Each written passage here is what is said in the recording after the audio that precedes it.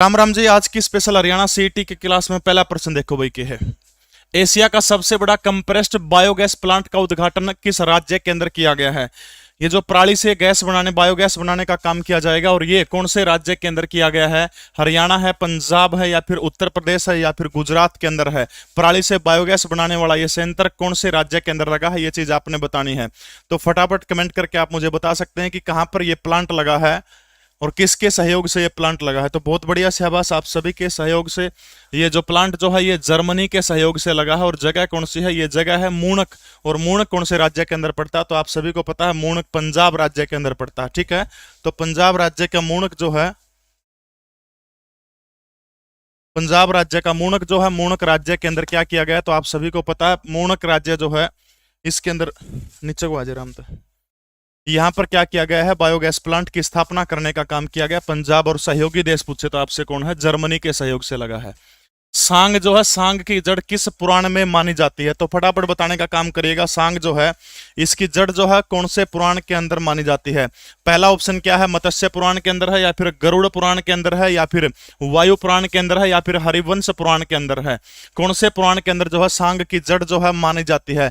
अगर मैं सांग की बात करूं तो सांग को क्या कहा जाता है? हरियाणा का ड्रेस ओपन एयर थिएटर कहा जाता है। ठीक है, ड्रेस ओपन एयर थिएटर। ठीक है, ड्रेस ओपन एयर थिएटर किसको कहा जाता है? तो हरियाणा का ड्रेस ओपन एयर थिएटर जो है किसको कहा जाता है? सांग को कहा जाता है। ठीक है, 1730 के अंदर किशनलाल भाट के नेतृत्व को इसको पहला आधिकारिक सांगी माना जाता है। इसके अलावा जो है अगर पूछे कि पहला हरियाणा का सफल सांग कौन सा है, तो आपने याद रखना पहला हरियाणा का सफल सांग जो था वो कौन सा है? तो याद रखना है शीला सेठानी जो है इसको हरियाणा का प्रथम क्या माना जाता है? शीला सेठानी को हरियाणा का प्रथम क्या माना जाता है? सफल सांग माना जाता है। ठीक है, सांग राजा रतन सिंह जो है 14वीं शताब्दी के अंदर भी एक उल्लेख मिलता है। बहुत सारे बच्चों ने बिल्कुल सही उत्तर दिया। हरिवंश पुराण जो है, हरिवंश पुराण की जो जड़ जो है, सांग की जड़ जो है कौन से पुराण के अंदर हमें मिलती है? तो आपने याद रखना हरिवंश पुराण के अंदर किसका जिक्र मिलता है? तो सांग का जिक्र मिलता है। अगला प्रश्न देखिएगा, किस जिले के आर्किटेक्ट को दक्षिणी अफ्रीका की मून यूनिवर्सिटी ने डी आचार्य का सम्मान देने का काम किया गया है? यानी किस जिले को दक्षिण अफ्रीका की जो मून यूनिवर्सिटी जो है उसने क्या दिया है? डी आर्च का सम्मान देने का काम किया है। वो जिला हिसार है, वो जिला भिवानी है, या फिर वो जिला अंबाला है, या फिर वो जिला रोहतक है? तो फटाफट बताने का काम करिएगा मुझे। जिला हिसार जो है, जिला हिसार के अंदर ब्रेन टेस्टिंग जो ड्रोन टेस्टिंग सेंटर कहां पर बनेगा? आप सभी को पता है जिला हिसार के अंदर। इसके अलावा ब्राजील के सहयोग से पशु उत्कृष्ट नस्ल सुधार के अंदर बनेगा। इसके अलावा हरियाणा के अंदर 2600 करोड़ का निवेश जो है कौन सा देश करेगा? बागवानी के अंदर में। तो याद रखना 2600 करोड़ का निवेश हरियाणा प्रदेश के अंदर जापान करेगा। किसके क्षेत्र में? बागवानी के क्षेत्र में करेगा। तो याद रखना है डी आचार्य सम्मान जो किसको दिया गया? हिसार के आर्किटेक्ट को देने का काम किया गया है। बंदा बैरागी जो है, बंदा बैरागी का जन्म आपने बताना कि बंदा बैरागी का जन्म कहां पर हुआ था? तो आप सभी को पता है बंदा बैरागी जो है बहुत ही गजब के व्यक्तित्व के धनी हुआ करते थे। और बड़ा कमाल क्या था, इन्होंने लड़ाई लड़ने के अंदर इनका जन्म जो था आप सभी को पता है कहां पर हुआ था? तो याद रखना 1670 के अंदर इनका जन्म हुआ था। और वो जन्म हरियाणा के अंदर हुआ था, हिमाचल प्रदेश के अंदर हुआ था, उत्तराखंड के अंदर हुआ था। कहां पर हुआ था उनका जन्म? आपने बताना है बंदा बैरागी। ठीक है, या फिर बंदा बहादुर जो है इनका जन्म आपने बताना है। इनके पिता का नाम क्या था? इनके पिता का नाम रामदेव भारद्वाज दोस्त है, इनका पिता का नाम था। ठीक है, रामदेव भारद्वाज ये इनके पिता का नाम था।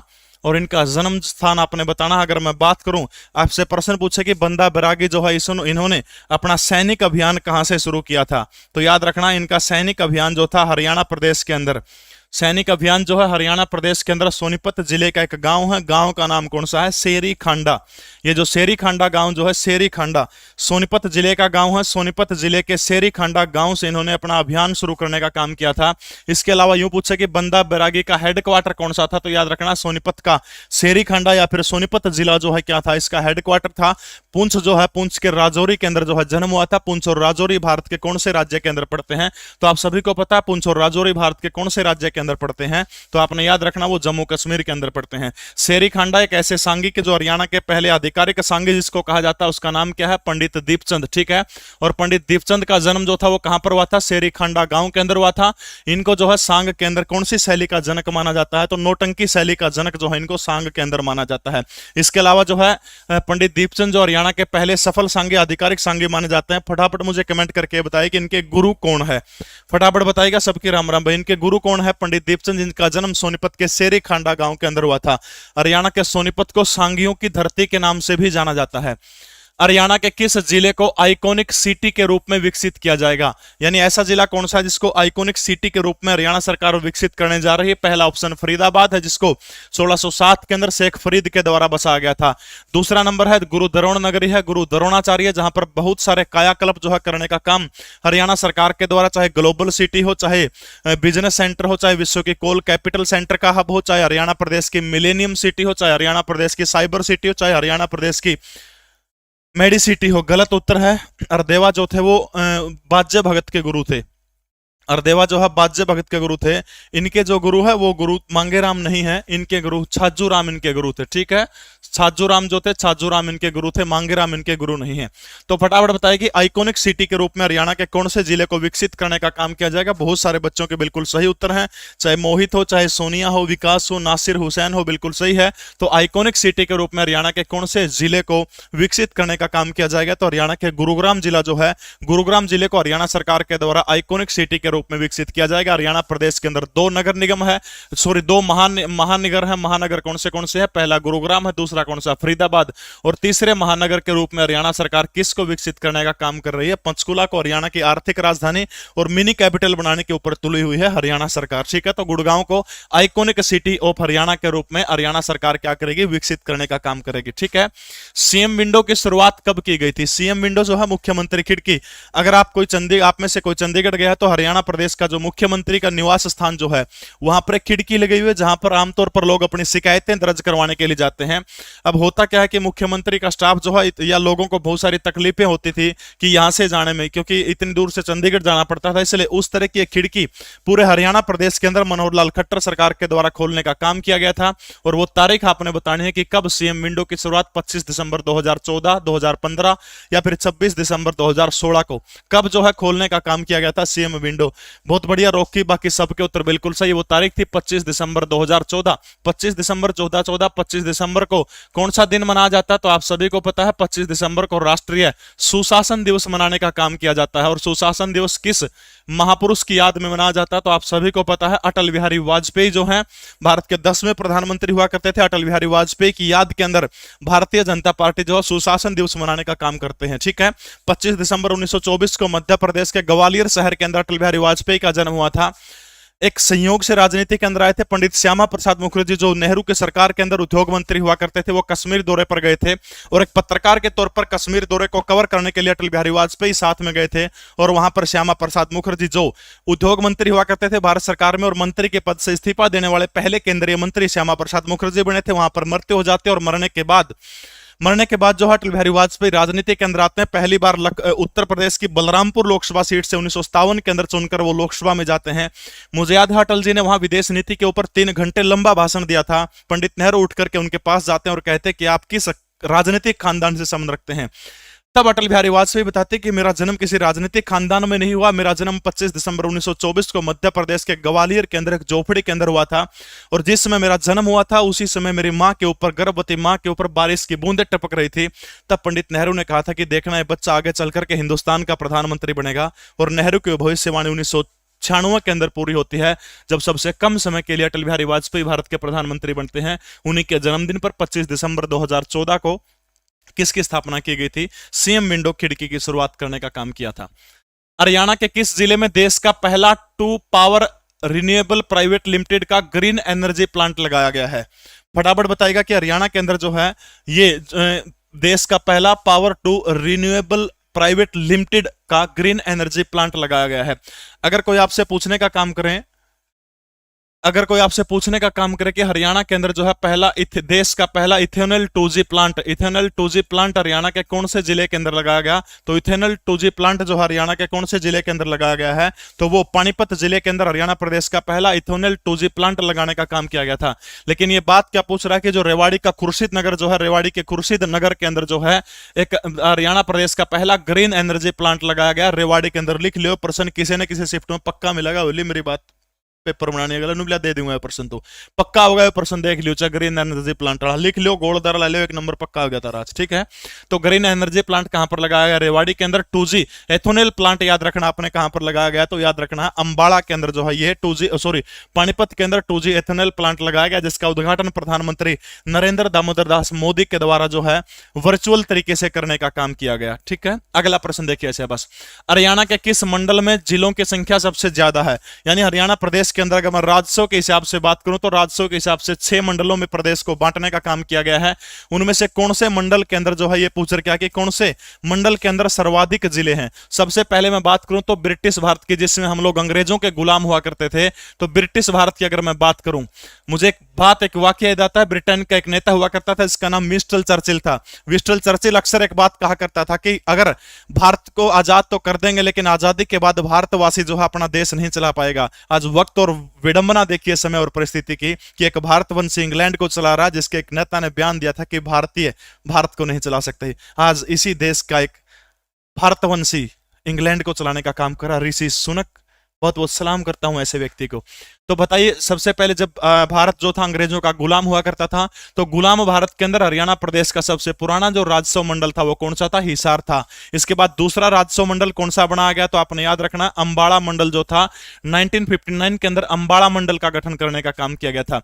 इसके बाद 1 नवंबर 1966 को जब हरियाणा प्रदेश बना था तो 1 नवंबर 1966 को 2 मंडलों की स्थापना की गई थी गुरुरोह यानी रोहतक और दूसरा मंडल कौन सा था गुड़गांव मंडल था ठीक है रोहतक और गुड़गांव।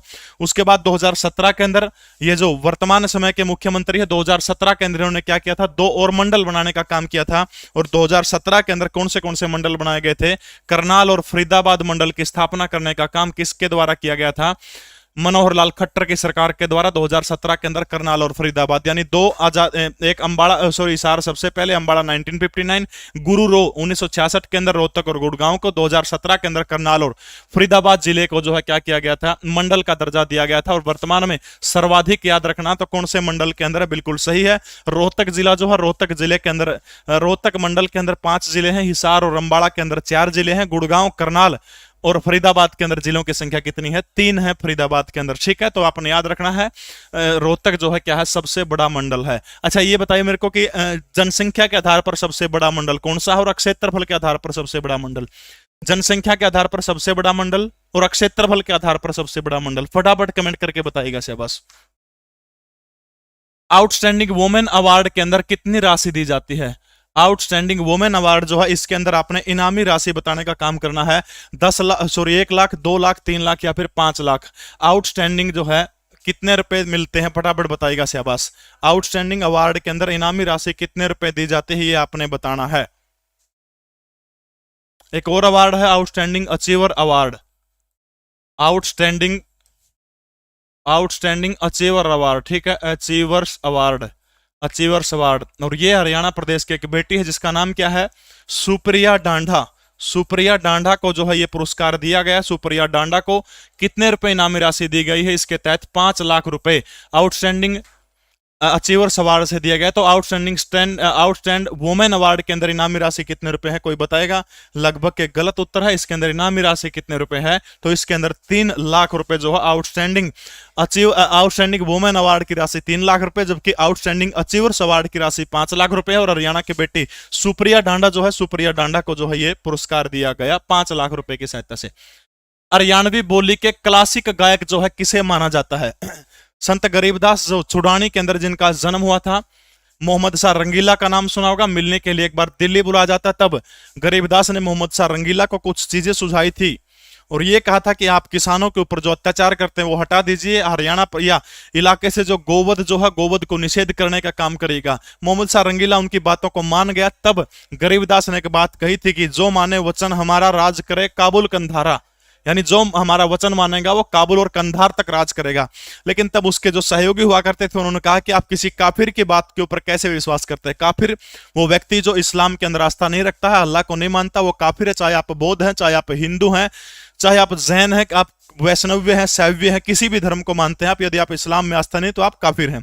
यानी काफिर की बात आप कैसे मानेंगे। तब ये बात नहीं मानी और उसके तुरंत बाद जो थोड़े दिन बाद एक लड़ाई होती है जिसको नादिर शाह के साथ में दुर्रानी वंश का एक शासक आता है, और उसके बाद आप सभी को पता है क्या होता है, कितने रुपए लूट के जाता है।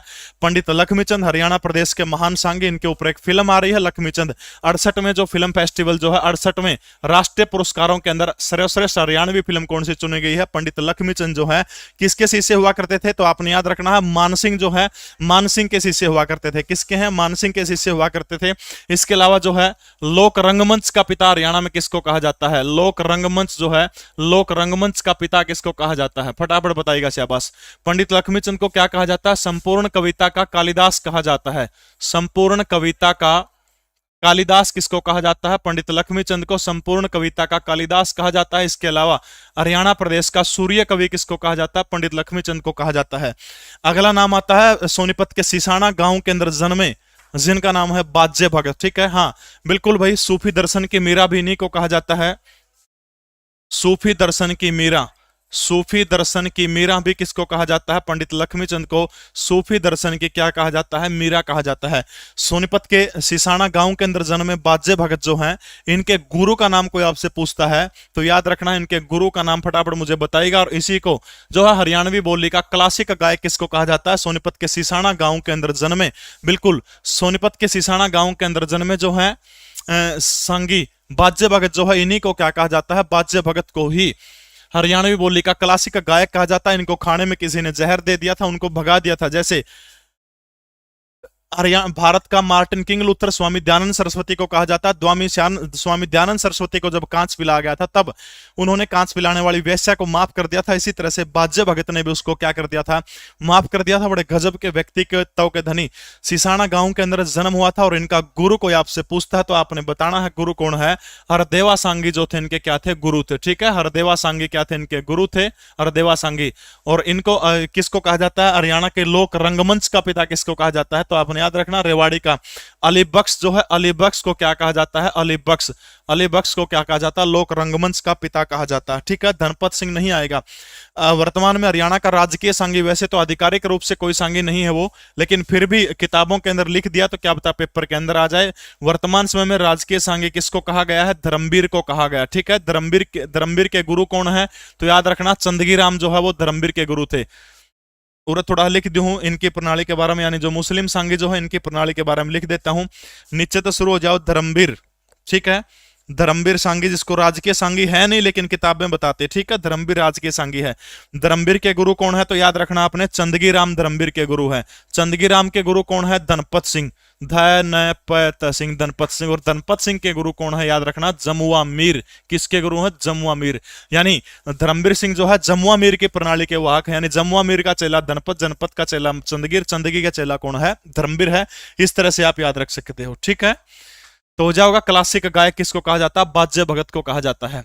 वर्तमान समय में मिजोरम के मुख्यमंत्री कौन है मिजोरम जो है, मिजोरम के मुख्यमंत्री फटाफट बताएगा कि वर्तमान समय में भारत का एक राज्य है जिसका नाम मिजोरम, और मिजोरम के मुख्यमंत्री का नाम आपने बताना है। तो फटाफट बताएगा मिजोरम के मुख्यमंत्री श्री जोरम थांगा, या फिर नेफ्यूरो, या फिर कोनराड संगमा, या फिर प्रमोद सावंत।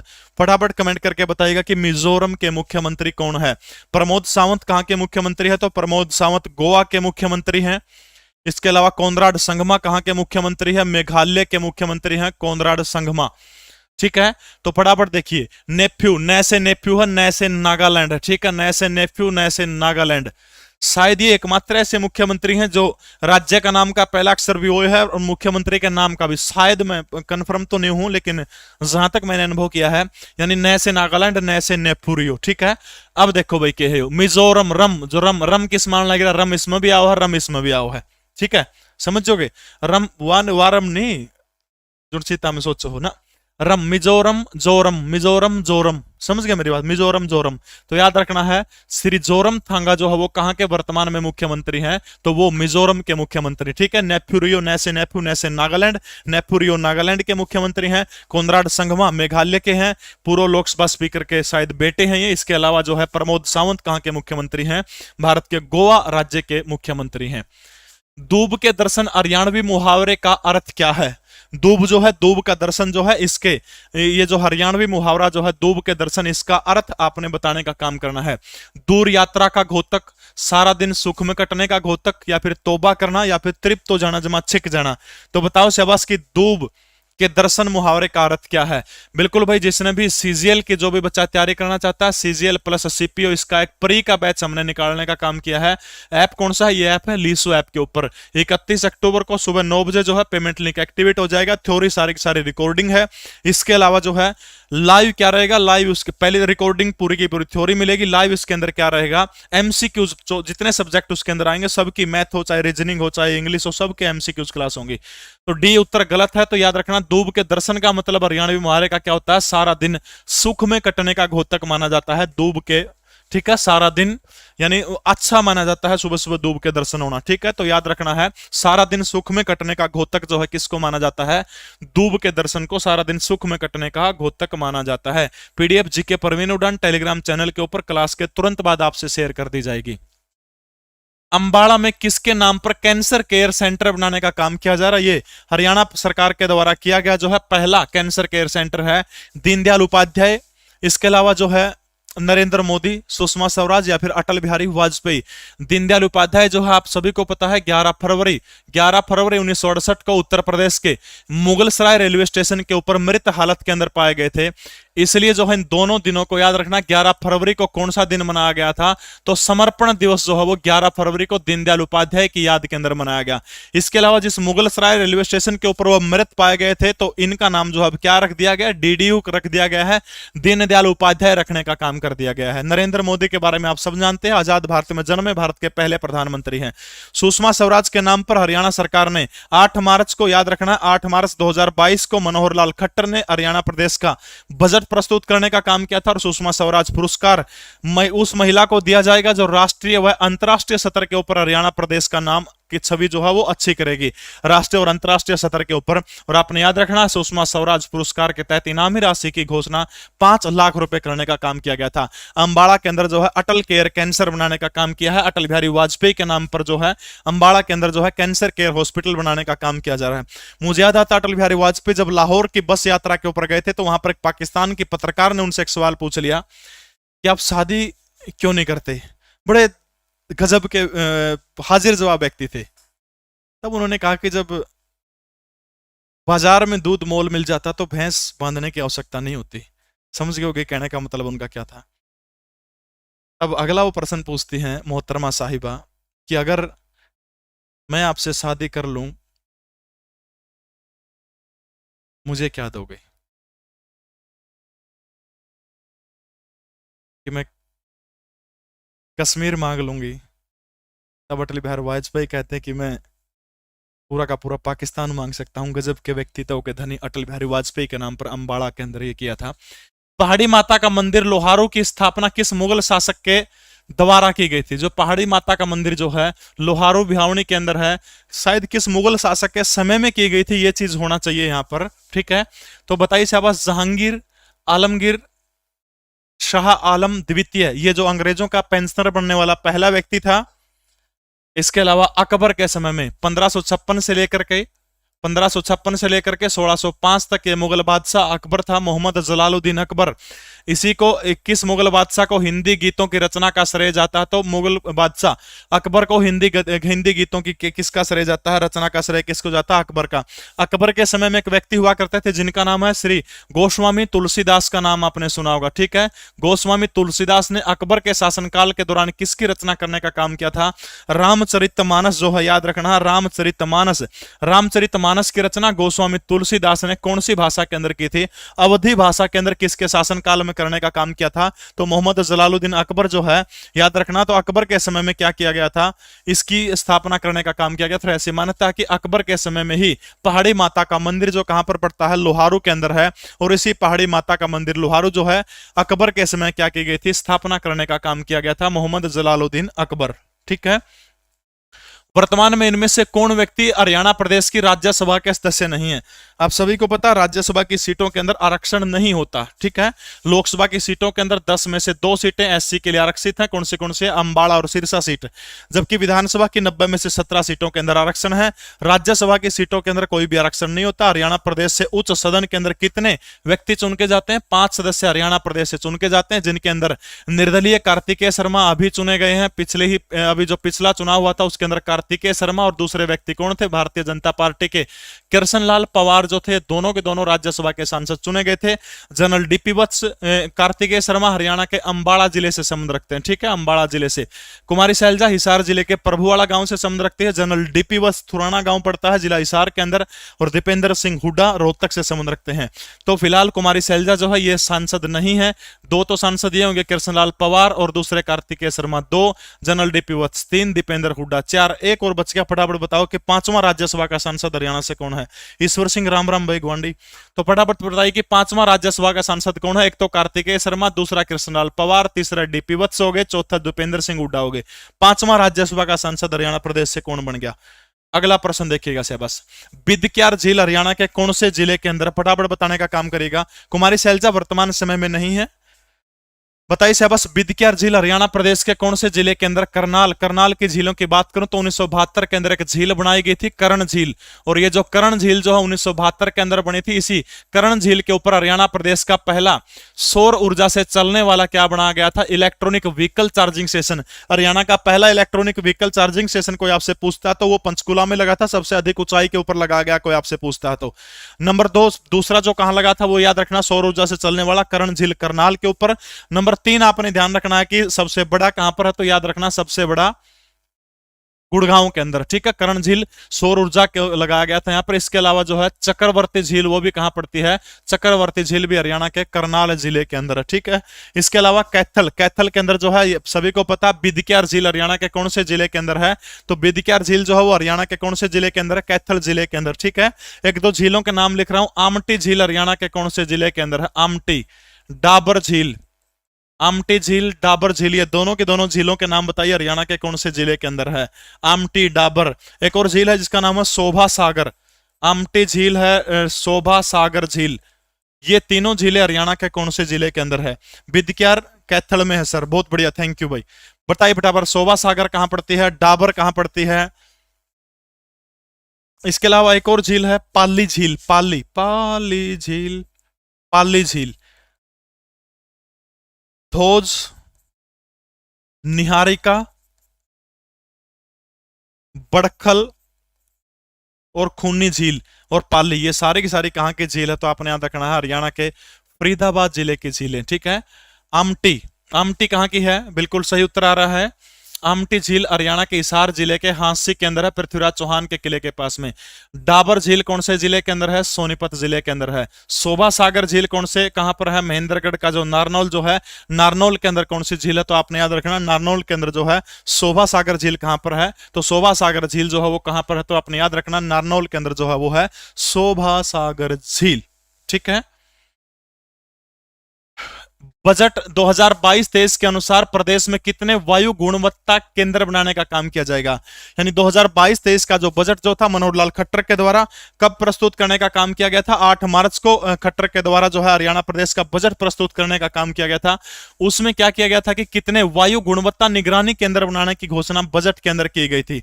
तो फटाफट बताइएगा, हरियाणा में बजट के अंदर वित्तीय अपव्यय से बचने के लिए, जो धन का अपव्यय जो है, वित्तीय अपव्यय यानी जो धन का खर्चा जो उससे बचने के लिए बजट में किसकी स्थापना की घोषणा की गई है? वित्तीय अपव्यय से बचने के लिए किसकी स्थापना की गई है? तो आपने याद रखना वेंचर कैपिटल फंड की स्थापना हरियाणा प्रदेश के अंदर की जाएगी। Venture capital fund, venture capital fund जो है इसकी स्थापना हरियाणा प्रदेश के अंदर किससे बचने के लिए की जाएगी? वित्तीय अपव्यय से बचने के लिए वेंचर कैपिटल फंड की स्थापना करने का काम किया जाएगा। 1,77,255 करोड़ का बजट था। 177,255 सर्वाधिक 20,250 रुपए शिक्षा के ऊपर खर्च करने के लिए किया गया था, ठीक है। और उसी दिशा के अंदर 5 मई 2022 को हरियाणा के रोहतक के महर्षि दयानंद विश्वविद्यालय से मनोहर लाल खट्टर के द्वारा ई अधिगम योजना की शुरुआत करने का काम एमडीयू यूनिवर्सिटी सिटी रोहतक से किया गया था। बिल्कुल सही उत्तर सभी के आ रहे हैं। 2022-23 के अनुसार जो है याद रखना है 100 गुणवत्ता केंद्र जो है हरियाणा सरकार क्या करेगी, बनाने का काम करेगी। वित्तीय अपव्यय से बचने के लिए क्या करेगी, वेंचर कैपिटल फंड बनाने का काम करेगी। इसके अलावा जो है मछली का म्यूजियम जो है बजट के अंदर घोषणा की गई, वो कहां पर, कुरुक्षेत्र के अंदर बनेगा। मछली मंडी जज्जर के अंदर बनाने का काम किया जाएगा। भिवानी के अंदर जो है झींगा एक्वा पार्क जो है वो कहां पर बनाया जाएगा, भिवानी के अंदर बनाया जाएगा। झींगा मछली के उत्पादन में पहला जिला कौन सा, तो आपने याद रखना सिरसा जिला जो है वो झींगा मछली के उत्पादन में नंबर 1 जिला है। हरियाणा के पलवल जिले का गठन जो है किससे अलग करके किया गया था, पलवासुर राक्षस के नाम पर इसका नाम पलवल पड़ा था। आप सभी को पता, हरियाणा प्रदेश की सुगर सिटी या फिर हरियाणा के जो है कॉटन सिटी किसको कहा जाता है, सबसे ज्यादा व्यापार कपास का पलवल जिले के अंदर होता है। और वो जिला कौन सा, गुड़गांव से अलग करके बनाया गया था, फरीदाबाद से या फिर रोहतक से या फिर पानीपत से, कौन सी जगह से जो है इसको अलग करके पलवल को जिला बनाने का काम किया गया था, फटाफट बताने का काम करिएगा, कहां पर किया गया था।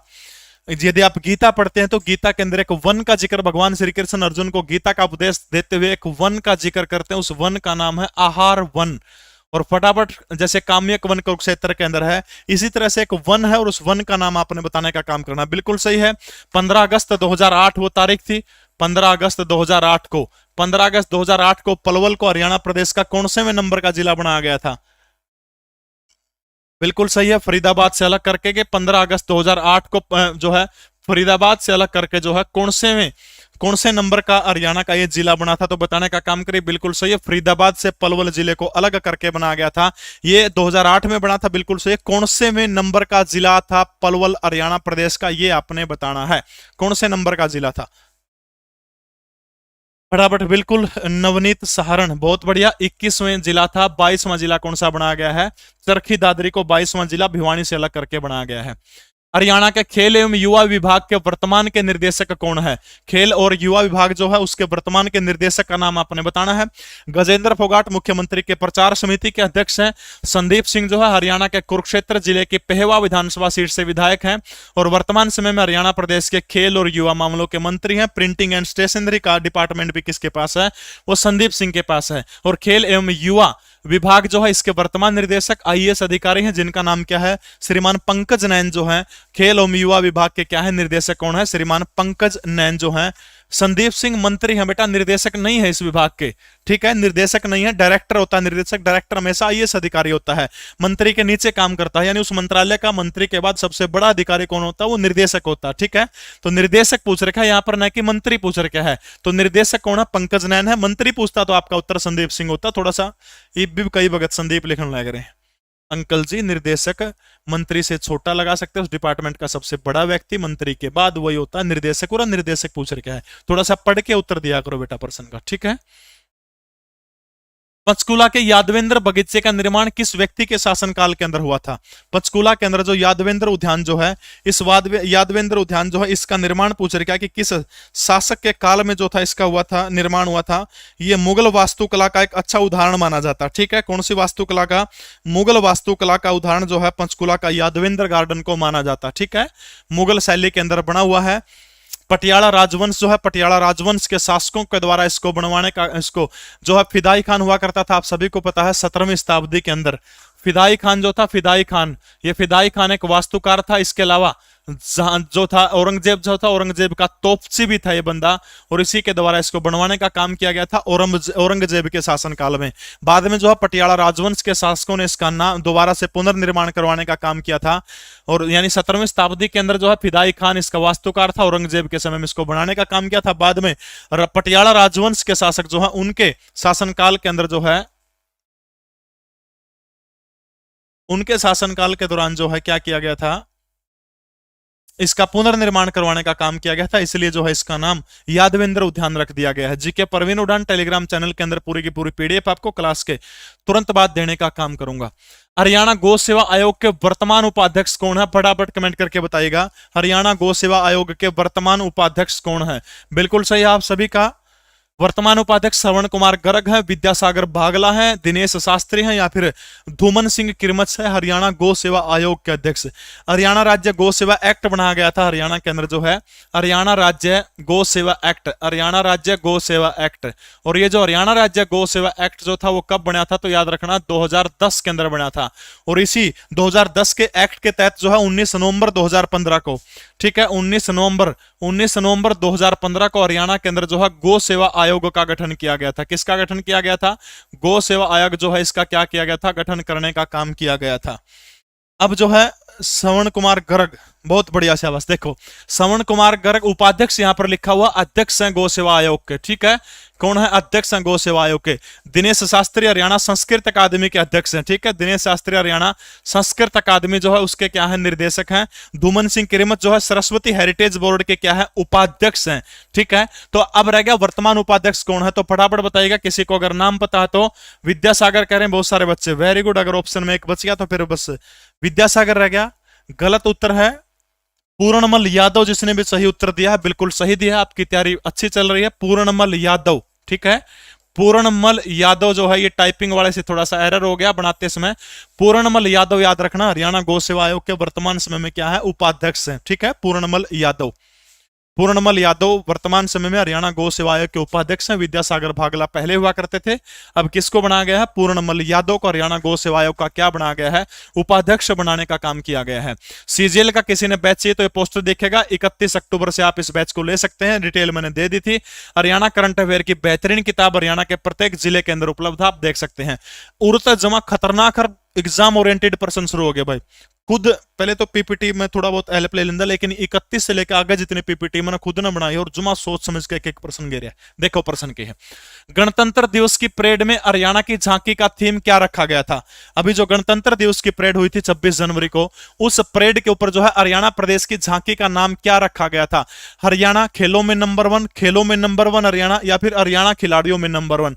तो फटाफट मुझे बताने का काम करेगा कि ये जो है नंबर 1 क्या किया गया था। इसके अलावा जो है 26 जनवरी को गणतंत्र दिवस के उपलक्ष्य में 2022 को हरियाणा भारत के महामहिम राष्ट्रपति जो है रामनाथ कोविंद के द्वारा 5 लोगों को पद्मश्री पुरस्कार से नवाजने का काम किया गया था। और वो 5 लोग कौन से फटाफट मुझे उत्तर दीजिएगा इनका। मैं 5 लोगों के तब तक नाम लिख देता हूं। नीरज चोपड़ा, नीरज चोपड़ा खिलाड़ी हैं। सुमित अंतिल, सुमित अंतिल। राघवेंद्र तंवर, राघवेंद्र तंवर। ओम प्रकाश गांधी। एक और कौन सा रह गया? मदन लाल, मदन लाल, मदन लाल रह गया ना। ओम प्रकाश गांधी, मोतीलाल मदान होगा शायद, हाँ मोतीलाल मदान है। मोतीलाल मदान, मोतीलाल मदान, मोतीलाल मदान, मदन लाल नहीं मोतीलाल मदान, ठीक है। बहुत बढ़िया, सबके उत्तर बिल्कुल सही है। खेलों में नंबर 1 तो बिल्कुल सही है भाई, याद रखना है। गणतंत्र दिवस बहुत इंपॉर्टेंट प्रश्न है बेटा, बहुत इंपॉर्टेंट, ठीक है। तो हरियाणा खेलों में नंबर 1। ओहो भाई बेटा लिखट जाए, कई बार बराबर कह रहे हो, ठीक से भाई, या आदत को नहीं। देखो बच्चों आज हम ये पढ़ेंगे, बच्चे तो लगते हमारे, तेरे तो बराबर के हैं, गणा जानते होंगे, तेरे तो ही बालक हैं, बच्चे कौन रहे। बताओ शाबाश के इनकी फील्ड बताओ। नीरज चोपड़ा बिल्कुल सही है, खिलाड़ी हैं। सुमित अंतिल खिलाड़ी हैं। राघवेंद्र तंवर बताओ किससे संबंध रखते हैं? राघवेंद्र तंवर, राघवेंद्र तंवर बिल्कुल सही है, साहित्य से संबंध रखते हैं। ओम प्रकाश गांधी, महात्मा गांधी समाज सेवा करा करते, नु याद रख लियो, ओम प्रकाश गांधी समाज सेवा से संबंध रखते थे। मोतीलाल मदान किससे है? तो प्रसिद्ध पशु चिकित्सक है मोतीलाल मदान, ठीक है। प्रसिद्ध पशु चिकित्सक कौन है? मोतीलाल मदान, ठीक है। तो हरियाणा खेलों में नंबर 1 गणतंत्र दिवस के उपलक्ष्य में हरियाणा प्रदेश की झांकी थी। मोस्ट इंपोर्टेंट क्वेश्चन है, रट्टा मार लियो, बेशक चा गोड़ लियो, किमें करियो, मैंने नहीं बिरा इस बात का, ठीक है। अच्छा एक बात बताओ, हरियाणा प्रदेश के अंदर सर्वाधिक पाए जाने वाला पौधा कौन सा है? हरियाणा प्रदेश के अंदर सर्वाधिक पाया जाने वाला पौधा, हरियाणा प्रदेश के अंदर सर्वाधिक मात्रा में पाया जाने वाला पौधा जो कौन सा है? वन रिपोर्ट 2021-22 के अनुसार, अभी जो ताजा वन रिपोर्ट आई जो है उसके अकॉर्डिंग जो है हरियाणा प्रदेश में पाया जाने वाला सबसे ज्यादा संख्या में पौधा कौन सा? फटाफट बताइएगा शाबाश, जल्दी जल्दी कमेंट करके आप मेरे को बता सकते हैं। एक और प्रश्न है, थोक व्यापार केंद्र के रूप में, थोक व्यापार, हरियाणा सरकार किस जिले को थोक व्यापार केंद्र के रूप में विकसित करने जा रही है? इन दोनों प्रश्नों के उत्तर दे दीजिए, तब तक मैं प्रश्न पढ़ देता हूं। ये प्रीवियस ईयर क्वेश्चन है, पहले भी आ चुका है, एचएसएससी ने पूछा था। हरियाणा राज्य की पहली महिला प्रमुख शासन सचिव और पहली महिला सचिव कौन थी? इन तीनों प्रश्नों के उत्तर दीजिए। शाबाश, किक्कर कह रहे हैं बहुत बढ़िया, शाबाश शाबाश। चलो, थोक व्यापार केंद्र के रूप में किस जिले का गठन किया, किस जिले को मान्यता दी जाएगी? इसके अलावा जो है तीसरा प्रश्न क्या है, हरियाणा राज्य की पहली महिला प्रमुख शासन सचिव और पहली महिला सचिव कौन थी? ज्योति अरोड़ा, धीरा खंडेलवाल, नवराज संधू या फिर संजीव कुमार कौशल? संजीव कुमार कौशल वर्तमान समय में हरियाणा प्रदेश के क्या है? मुख्य सचिव है संजीव कुमार कौशल। वाह, एक लड़के ने सही उत्तर दिया है, बहुत बढ़िया, शाबाश। इजराइली बबुल, वेरी गुड, बहुत बढ़िया, शाबाश। जिसने भी उत्तर दिया बधाई के पात्र हैं। इजराइली बबुल, ठीक है, बबुल यानी किकरे न कहो है। इजराइली बबुल जो है वो सर्वाधिक मात्रा में पाए जाने वाला पौधा है, ठीक है। नंबर 2 के पूछ रहे क्या भाई? थोक व्यापार केंद्र, नवराज संधू, बिल्कुल सही उत्तर है, नवराज संधू। और थोक व्यापार केंद्र के रूप में हरियाणा का हिसार जिले को जो है विकसित करने का काम खट्टर सरकार करेगी। ये करंट अफेयर का मामला था। अगर नो पूछे कि व्यापार अब के रूप में, तो उत्तर गुड़गांव हो जाएगा। थोक व्यापार केंद्र पूछे तो आपका उत्तर हिसार हो जाएगा। फुट पार्क जो है, फुटवीर पार्क जो है, उत्तर आपका रोहतक हो जाएगा, ठीक है। केंद्रीय मंत्री, हरियाणा का केंद्रीय मंत्रिमंडल कौन सा होगा बेटा? हरियाणा राज्य में कितने मीटर ऊंचाई का आदि बद्री डैम बनाया जाएगा? बहुत एंडी खतरनाक प्रश्न है भाई, फटाफट बताओ शाबाश, कमेंट करके बताइएगा शाबाश। अरे किक्कर नए बबुल कौन है अंकल जी? गंगाधर ही शक्तिमान है, विलायती किक्कर। चलो बताइए शाबाश, आदि बद्री डैम जो है वो कितने ऊंचाई का बनाया जाएगा? 20.5 मीटर, 40.7 मीटर, 51.5 मीटर या फिर 11.5 मीटर? तो फटाफट बताने का काम करिएगा। कह रहे हैं एक बार लाइक कर दो, इतने बच्चे देख रहे हैं। कोई बात नहीं भाई, 1000 देख रहे हैं, 2400 लाइव देख रहे हैं, 1000 लाइक है, ये में फर्क कौन पड़ता, ना करने दिया। मैं लाइक और शेयर कदे कहूँ बस, शेयर कर दो, कर दो। करंट अफेयर की क्लास तो कोई थी, ये हो जाएगा उसके अंदर जे तमना अच्छी लगेगी नहीं, वो शेयर करते हो। हरियाणा में सब तक नहीं बालक परमात्मा की दाता, इतना विश्वास होने लग रहा है। 7000 का करीब उदन थे 2400 है मेरे यार, क्या हो जाएगा बेटा? गलत उत्तर है भाई सारे का। इसका मतलब आपने करंट तैयार नहीं करी है, करंट तैयार नहीं करी है। देखो, आदि बद्री डैम के लिए हरियाणा सरकार और दूसरा एक राज्य है हिमाचल प्रदेश, ठीक है। एमओयू साइन कौन से 2 राज्यों के बीच में हुआ है? हिमाचल प्रदेश और हरियाणा सरकार के बीच में। समझ में आएगी बात? हरियाणा सरकार और हिमाचल प्रदेश के बीच में क्या हुआ है? एमओयू साइन हुआ, किसके लिए? आदि बद्री डैम के लिए। अब देखो एक दिलचस्प बात आपने बताऊं रहा है, जिस टाइम पे एमओयू साइन हुआ था हरियाणा और उत्तरा उसके हिमाचल प्रदेश के मुख्यमंत्री के बाद में, तब ताऊ खट्टर ने एक बात कही थी कि 1986-87 में, यानी मनोहर लाल खट्टर ने सरस्वती नदी के उत्थान को लेकर के 1986-87 के अंदर एक अनुसंधान यात्रा निकाली थी। पेपर में केवल ना हो, वैसे जानकारी के लिए बता दूं कि एचएससी तो होता तो पूछ भी ले रहे भाई। एक अनुसंधान यात्रा निकाली थी जो आदि बद्री से लेकर के कच्छ तक गई थी, ठीक है। आदि बद्री से गुजरात के कच्छ तक मनोहर लाल खट्टर ने 86-87 में एक अनुसंधान यात्रा निकालने का काम किया था। पेपर में ना हुआ फिर भी उनताऊ खट्टर लिख दिया मैंने, ठीक है। सीएम ने 1986-87 में आदि बद्री से लेकर कच्छ तक एक अनुसंधान यात्रा निकालने का काम किया था, ठीक है। अच्छा, एक प्रश्न का उत्तर दो मैंने, बहुत बढ़िया से आवाज, कि सरस्वती नदी जो है, सरस्वती नदी की शोधपीठ कहां पर स्थापित की गई है? सरस्वती नदी, सरस्वती नदी शोधपीठ, सरस्वती नदी शोधपीठ की स्थापना हरियाणा में कहां पर की गई है? फटाफट बताइएगा। इसके अलावा 2-4 बातें और बता दूं। 1999 के अंदर सरस्वती नदी शोध संस्थान की स्थापना की गई थी, किसके प्रयासों से? दर्शन लाल जैन के प्रयासों से। दर्शन लाल जैन वही व्यक्ति हैं जिनके नरेंद्र मोदी ने जगाधरी रैली के दौरान पांव छुए थे इस व्यक्ति के। इनकी पिछले दिनों मृत्यु हो चुके हैं। 1999 के अंदर सरस्वती शोध संस्थान की स्थापना जो है वो करने का काम किया गया था। सरस्वती बहुत बढ़िया शाबाश भाई, आदि बद्री में नहीं है, न ही यमुनानगर के अंदर है। गलत उत्तर है, कुरुक्षेत्र यूनिवर्सिटी के अंदर किया गया, जिसका कुरुक्षेत्र यूनिवर्सिटी था। उत्तर सही है, याद रखना, ठीक है। केयू के याद हो जाएगा। यानी सरस्वती नदी शोध संस्थान की पीठ जो वहां कहां पर है? कुरुक्षेत्र यूनिवर्सिटी के अंदर है। दूसरी महत्वपूर्ण बात याद रखनी है, जो सरस्वती नदी जो उसका पाठ्यक्रम शामिल किया जाएगा किसमें? किताबों में, 6ठी से 12वीं में। उसका तो जो पाठ्यक्रम समिति बनाई गई उसका अध्यक्ष भी किसको बनाया गया है? कुरुक्षेत्र यूनिवर्सिटी के इतिहास के प्रोफेसर डॉक्टर प्रीतम सिंह को जो है इसका क्या बनाया गया है? अध्यक्ष बनाने का काम किया गया, ठीक है। तो शोधपीठ कड़ा कुरुक्षेत्र के अंदर। अब यह 2 राज्यों के बीच में सिस्टम कराया गया, ठीक है। अब क्या होगा? इस बांध से पानी कितना छोड़ा जाएगा? देखो एक एक चीज क्लियर होगी। 20 क्यूसिक जो है, 20 क्यूसिक जो है पानी, क्यूसिक क्या मैं अगर पानी ना शायद क्यूसिक में मान दोगे बड़े आदमी, तो 20 क्यूसिक पानी जो है, कितना पानी छोड़ा जाएगा, 20 क्यूसिक पानी किसे छोड़ा जाएगा, इस बांध से जो है इस नदी के अंदर छोड़ने का काम किया जाएगा।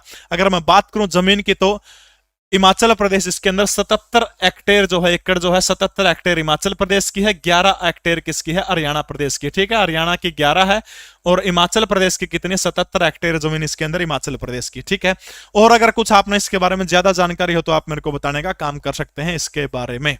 ठीक है, देखो भाई अब की क्या पूछ रही है इसमें, ऊंचाई, ऊंचाई है 20.5 मीटर, 20.5 मीटर। इब रहेगी चौड़ाई, तो याद रखना चौड़ाई जो है इस बांध की वो कितनी होगी, 101.6 मीटर। चौड़ाई कितनी होगी, 101.6 मीटर, जबकि ऊंचाई कितनी होगी इसकी, तो याद रखना ऊंचाई जो है 20.5 मीटर। ठीक है, 20.5, बिल्कुल। उसमें मनोहर लाल खट्टर संगठन मंत्री थे।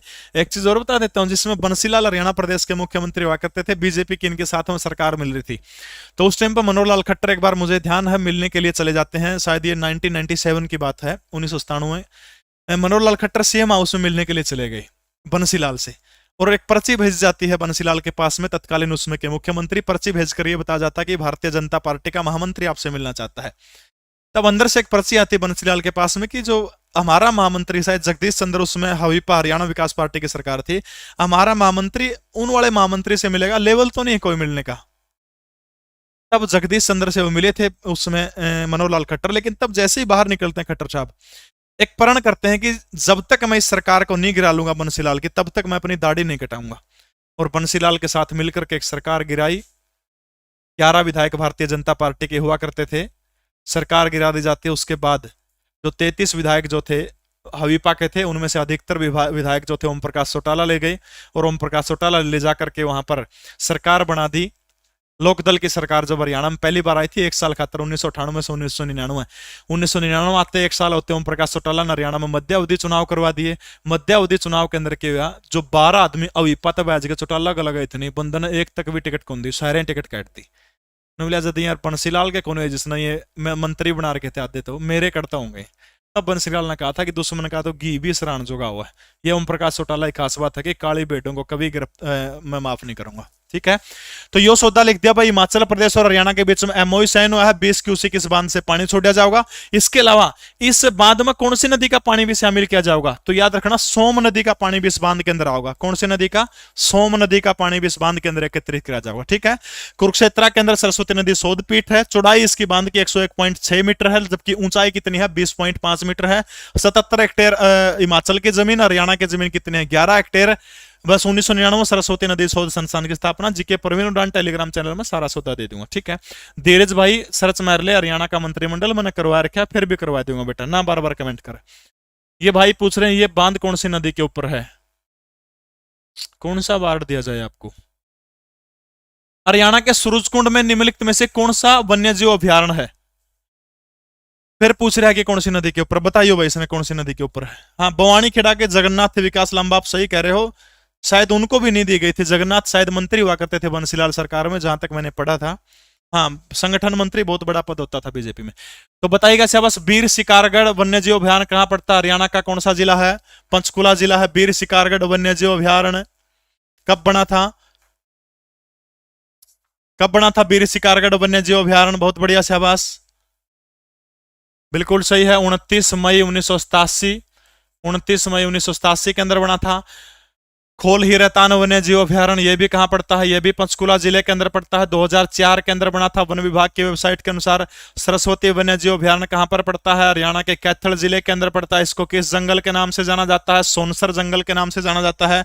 और ये जो है रिजर्व अभ्यारण्य भी है ये। ठीक है, तो याद रखना असौला भट्टी वन्य जीव अभ्यारण्य। ठीक है, असौला भट्टी वन्य जीव अभ्यारण्य जो है कहां से शुरू होता है, असौला भट्टी अलवर राजस्थान का एक जिला है। अलवर जिले का जो सरिस्का वन्य जीव अभ्यारण्य, अलवर का जो सरिस्का वन्य जीव अभ्यारण्य जो है वहां से शुरू होकर के हरियाणा के 2 ही जिले आते हैं। और इसके अंदर कौन से 2 जिले हैं, एक तो गुड़गांव है और एक जो सा फरीदाबाद है। गुड़गांव और फरीदाबाद दोनों जिले आते हैं। उसके बाद ये दिल्ली तक चला जाता है। सरिस्का वन्य जीव अभ्यारण्य अलवर से शुरू होकर के जो है सूरजकुंड जो है किसके अंदर है, असौला भट्टी वन्य जीव अभ्यारण्य का जो एरिया जो है उसके अंतर्गत कौन सा आता है, उसके अंदर क्या आता है, सूरजकुंड भी, सूरजकुंड भी आता है। इसके अलावा असौला भट्टी के एक बात आप और लिख सकते हो, अरावली पर्वतमाला जो है, कड़ा लिखूं अरावली पर्वतमाला।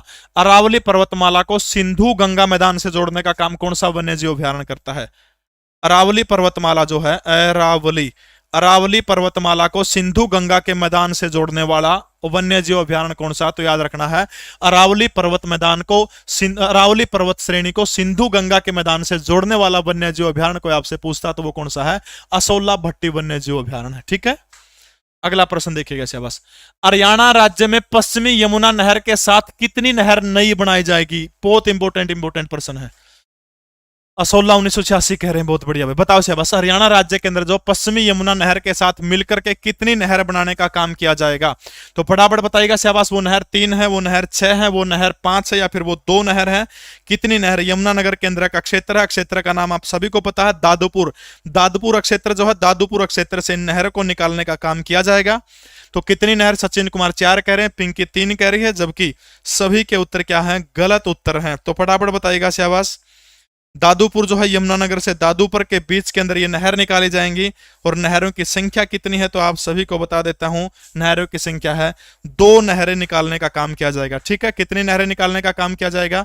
2 नहरें। ठीक है, 2 नहर निकालने का काम किया जाएगा। कहां से कहां तक? दादुपुर जो है यमुनानगर से लेकर के दादुपुर से जो है एक रोड पड़ता है शायद हमीदा रोड के पास में, जो है नहरों को निकालने का काम किया जाएगा। हरियाणा के किस जिले में विश्व वेटलैंड डे, विश्व आर्द्र भूमि दिवस मनाया गया? मोस्ट इंपोर्टेंट क्वेश्चन लिख लियो रे बड़को, बताओ शाबाश। कौन से जिले के अंदर जो है विश्व आर्द्र भूमि दिवस मनाया गया? फटाफट बताइएगा शाबाश। कौन से जिले के अंदर विश्व आर्द्र भूमि दिवस मनाने का काम किया गया है? जल्दी बोलिएगा शाबाश। गुड़गांव है वो जिला, जाजर है वो जिला, फरीदाबाद है वो जिला, पलवल है। फटाफट बताइएगा। ये बकवास करने तक जुड़ा है का दे और शांति तरीके का कंटेंट दे जाओ ना। स्वाद को देंदा मास्टर तो आजकल प्रवीण तो स्वाद ले लेता तो है जी। देखो भाई केस होता है 2 फरवरी 1971 को ईरान का जो रामसर शहर जो है वहां पर रामसर कन्वेक्शन शुरू किया गया था। ठीक है, 2 फरवरी को 1971 को रामसर कन्वेक्शन शुरू हुआ था। कहां पर? ईरान के अंदर। भारत 1982 के अंदर इसके अंदर शामिल हुआ था। भारत का शामिल होने वाला पहला स्थान चिल्का झील था, जो कड़ा पड़ा है उड़ीसा के अंदर पड़ा है। इसके अलावा यूनाइटेड किंगडम के सबसे ज्यादा 175 स्थान रामसर के अंदर दिए गए हैं। भारत के स्थलों की संख्या 75 है। हरियाणा के स्थलों की संख्या कितनी है? 2 है हरियाणा के स्थलों की संख्या। अच्छा, विश्व आर्द्र भूमि दिवस जो है कब मनाया जाता है? 2 फरवरी को विश्व वेटलैंड डे मनाया जाता है। फटाफट एक बात बताओ कि 2022 का वेटलैंड डे का थीम क्या था? 2022 का जो वेटलैंड डे जो है इसका थीम बताना आपने, इसका थीम क्या है? तो फटाफट बताइएगा शाबाश। लोगों और शाबाश बताइए शाबाश। लोगों और प्रकृति के लिए आर्द्र भूमि कार्यवाही। लोगों और प्रवृत्ति के लिए, लोगों और प्रकृति के लिए, लोगों और प्रकृति के लिए आर्द्र भूमि कार्यवाही। आर्द्र भूमि कार्यवाही, लोगों और प्रकृति के लिए आर्द्र भूमि कार्यवाही जो है ये वेटलैंड डे 2022 का क्या था? थीम था। और आप सभी को पता है कि हरियाणा का गुड़गांव जिला जो है, गुड़गांव जिले के अंदर क्या किया गया था? वेटलैंड डे मनाने का काम किया गया था 2 फरवरी को। ठीक है, यूके के पीएम ऋषि सुनक बना दिए गए। लोगों और प्रकृति के लिए आर्द्र भूमि कार्यवाही ये 2022 का थीम था वेटलैंड डे का, ये आपने याद रखना है। तो गुड़गांव जिले के अंदर क्या मनाया गया? वेटलैंड डे मनाया गया। 1982 के अंदर चिल्का झील हरियाणा प्रदेश का पहला वो स्थान, भारत का पहला स्थान था जिसको शामिल किया गया था। हरियाणा की सबसे लोकप्रिय सिंचाई प्रणाली कौन सी है? यह पूछ रहे क्या कि लोकप्रिय, सर्वाधिक नहीं पूछ रहे क्या? प्रश्न देखिए, ये एचएसएससी का प्रीवियस ईयर क्वेश्चन है। सर्वाधिक नहीं पूछ रहे क्या, नहीं पूछ रहे क्या? हरियाणा प्रदेश की लोकप्रिय सिंचाई प्रणाली कौन सी है? अगर मैं बात करूं तो हरियाणा में सर्वाधिक ट्यूबवेल से सिंचाई करने का काम लगभग 51% किया जाता है। नहरों से हरियाणा प्रदेश के अंदर सिंचाई करने का काम 48% किया जाता है। अब मुझे फटाफट बताने का काम करिएगा कि हरियाणा प्रदेश का सबसे लोकप्रिय सिंचाई का साधन क्या है? जल्दी जल्दी बताइएगा। देखो भाई, हरियाणा का सर्वाधिक सिंचित जिला, हरियाणा का सर्वाधिक है। जैसे उत्तर प्रदेश भारत का सर्वाधिक सिंचित राज्य है, हरियाणा का सर्वाधिक सिंचित राज्य, जिला, हरियाणा का सर्वाधिक सिंचित जिला कौन सा है? तो याद रखना हरियाणा का सिरसा सर्वाधिक सिंचित जिला है। कम सिंचित जिला, हरियाणा का सबसे कम सिंचित जिला कौन सा? तो याद रखना हरियाणा का कम सिंचित जिला जो कौन सा है वो पंचकुला है। ठीक है, अगर नो पूछा है हरियाणा में नहरों के द्वारा सर्वाधिक सिंचाई, तो नहरों के द्वारा सबसे अधिक सिंचाई सिरसा के अंदर नहरों के द्वारा सबसे कम सिंचाई पंचकुला के अंदर। अगर नो पूछे गेहूं हरियाणा में सबसे ज्यादा, गेहूं हरियाणा में सबसे ज्यादा, सिरसा सबसे कम पंचकुला। 3 आंकड़े हो गए अपने, ठीक है, कितने हो गए? 3 आंकड़े हो गए। बिल्कुल भाई। लोकप्रिय सिंचाई पूछे तो नहर सिंचाई, सर्वाधिक पूछे तो ट्यूबवेल गला 51% है।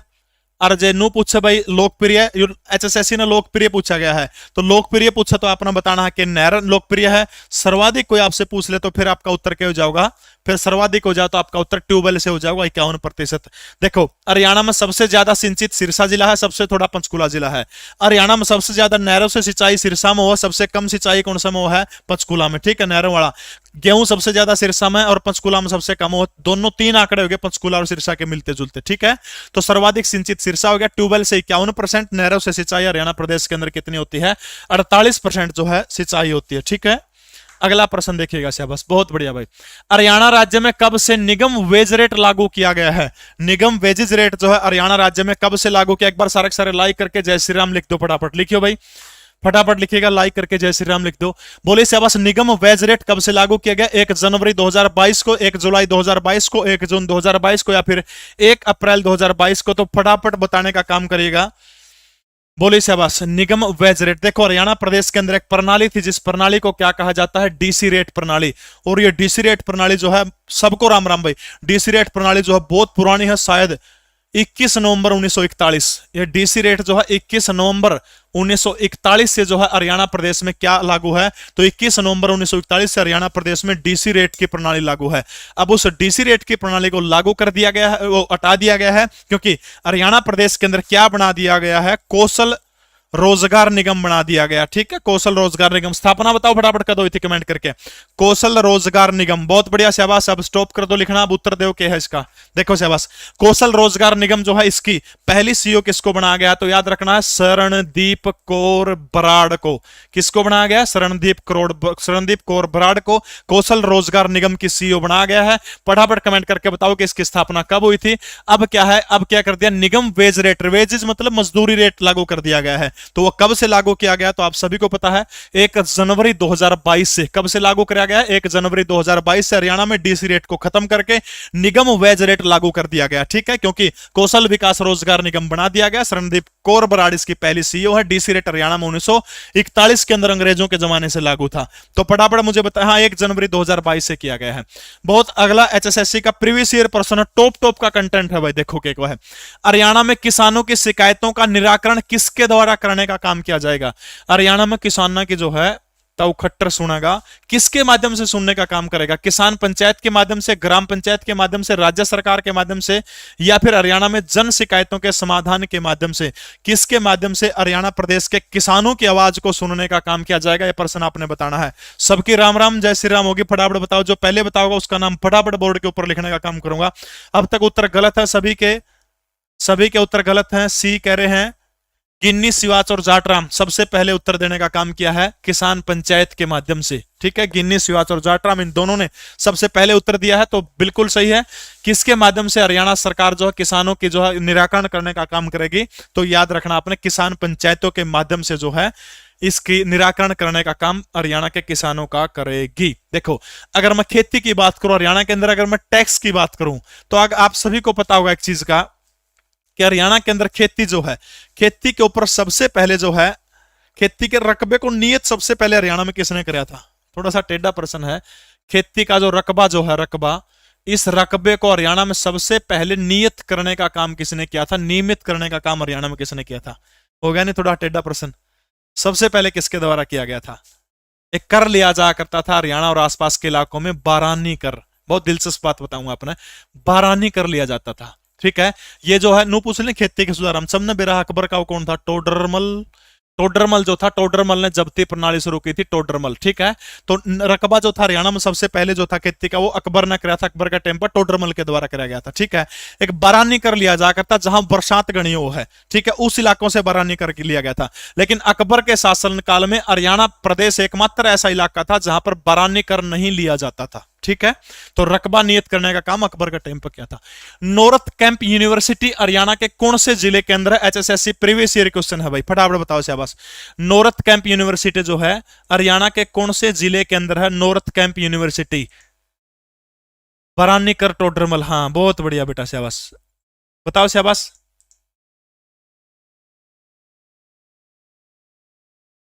1975 बासनीलाल के लिखना है। नौरत कैंप यूनिवर्सिटी बताओ शाबाश। हिसार, अंबाड़ा, गुड़गांव या फिर रोहतक के अंदर, ठीक है।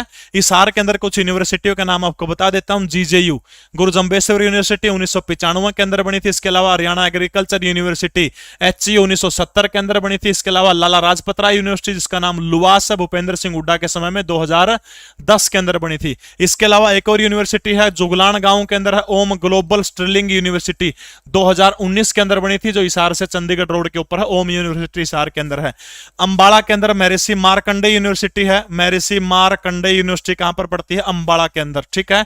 रोहतक के अंदर महर्षि दयानंद यूनिवर्सिटी है, और इसके अलावा गुड़गांव में गणिया यूनिवर्सिटी है। तो नौरत कैंप यूनिवर्सिटी कहां पड़ती है? तो याद रखना, नौरत कैंप यूनिवर्सिटी हरियाणा के कौन से जिले के अंदर है?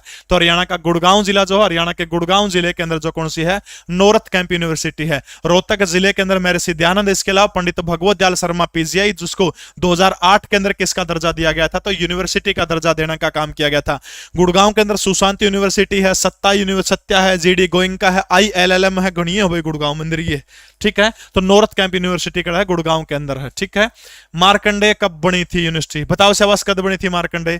महर्षि मार्कंडे यूनिवर्सिटी अंबाड़ा के अंदर, ये भूपेंद्र सिंह हुड्डा के टाइम पर बनी थी 2010 के अंदर, महर्षि मार्कंडे यूनिवर्सिटी अंबाड़ा के अंदर। देखो भाई, हरियाणा की गीत परंपरा से किससे प्रभावित है हरियाणा प्रदेश की गीत परंपरा?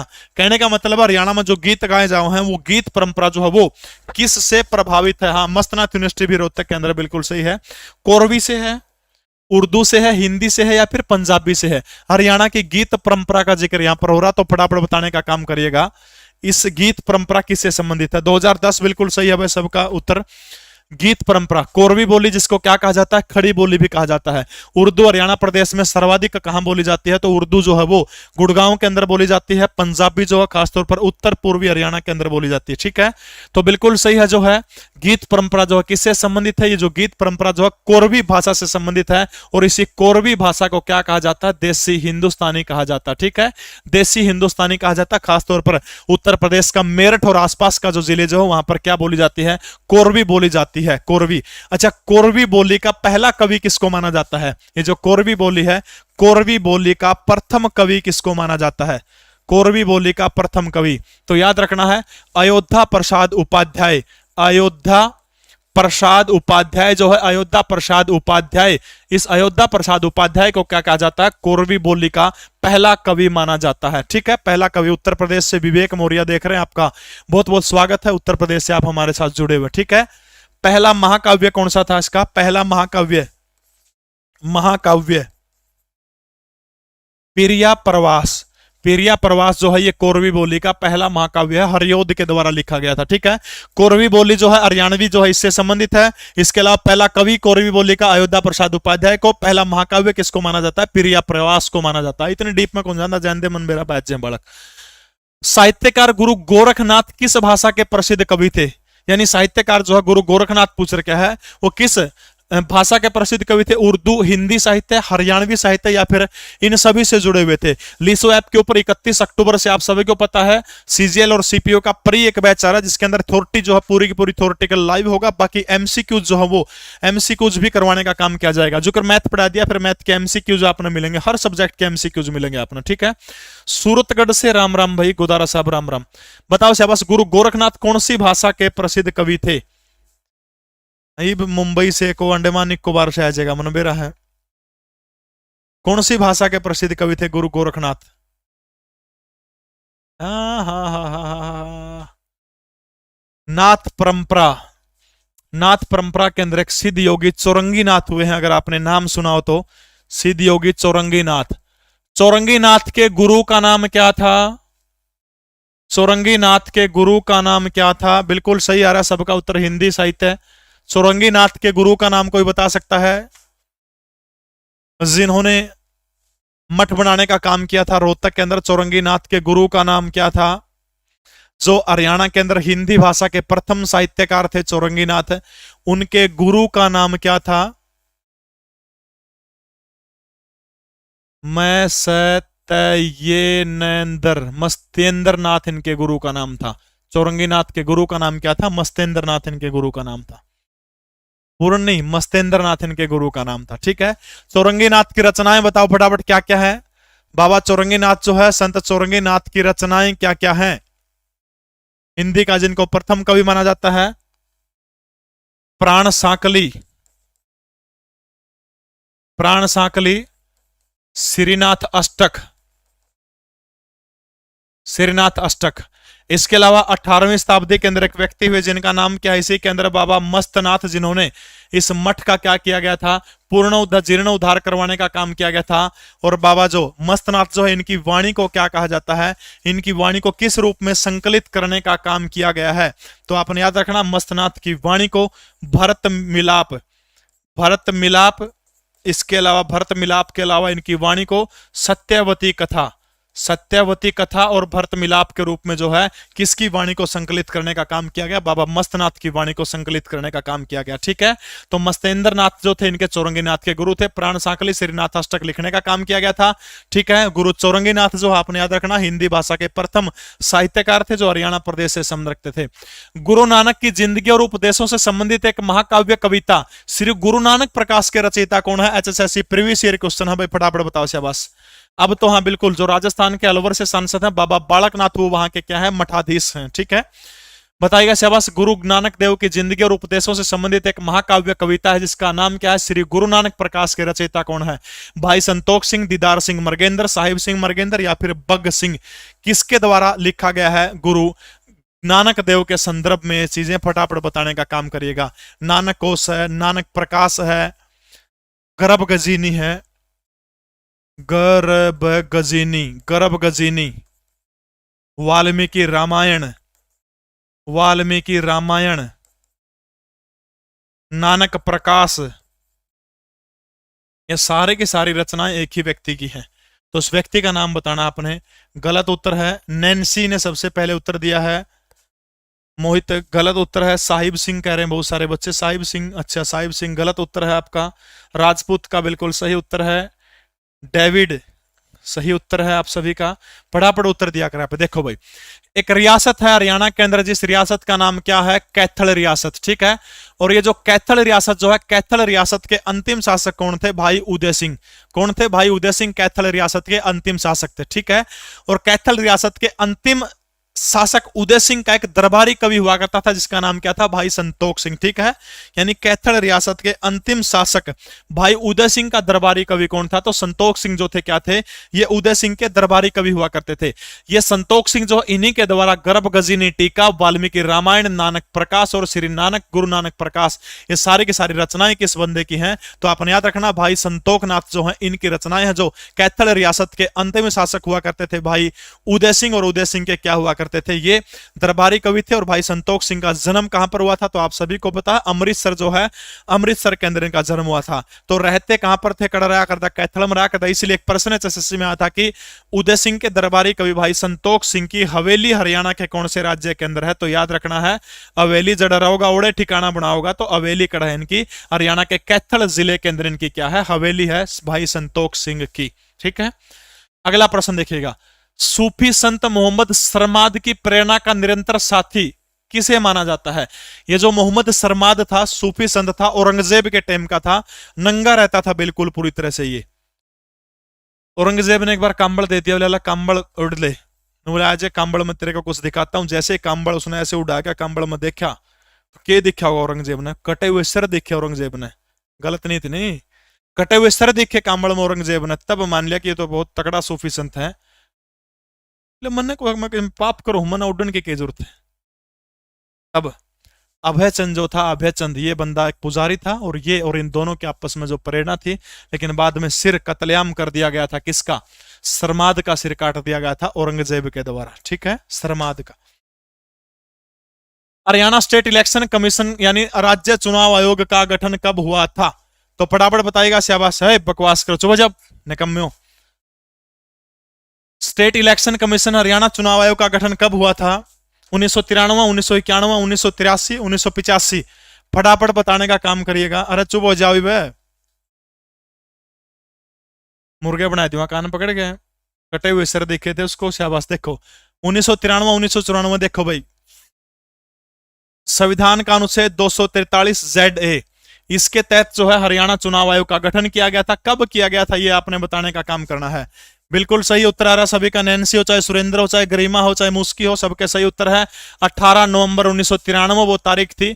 18 नवंबर 1993 को हरियाणा चुनाव आयोग का गठन हुआ था। हरियाणा के पहले मुख्य चुनाव आयुक्त कौन थे? हरियाणा प्रदेश के पहले मुख्य चुनाव आयुक्त का नाम फटाफट बताने का काम करिए कि कौन थे पहले मुख्य चुनाव आयुक्त। ठीक है, बिल्कुल सही उत्तर आ रहे सभी के। तो 18 नवंबर 1993 को चुनाव आयोग का गठन किया गया था। 243 ZA के तहत किया गया था। वर्तमान समय में श्रीमान धनपत सिंह जो है वो हरियाणा चुनाव आयोग के मुख्य आयुक्त हैं। पंचायत चुनाव करवाने का जिम्मेवारी किसकी होती है? याद रखना, राज्य चुनाव आयोग की। जबकि विधानसभा और संसद के चुनाव कौन करवाने का काम करता है? वो केंद्रीय विधानसभा वो कराने का काम करता है।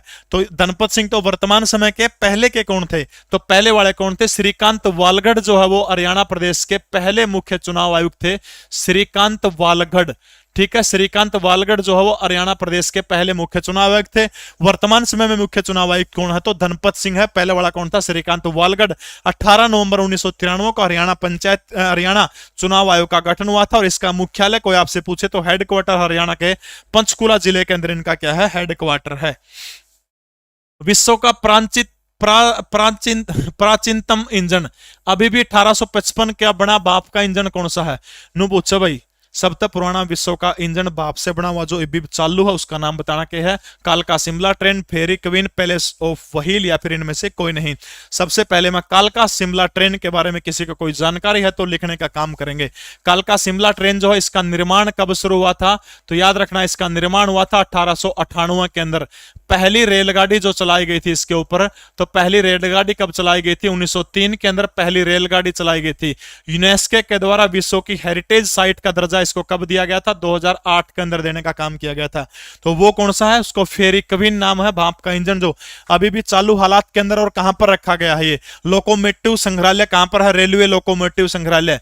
रेलवे लोकोमोटिव संग्रहालय जो है, रेलवे का जो है रेलवे लोकोमोटिव संग्रहालय, लोकोमोटिव संग्रहालय ये कहां पर है? तो आप सभी को पता है रेलवे ये संग्रहालय कहां पड़ता है?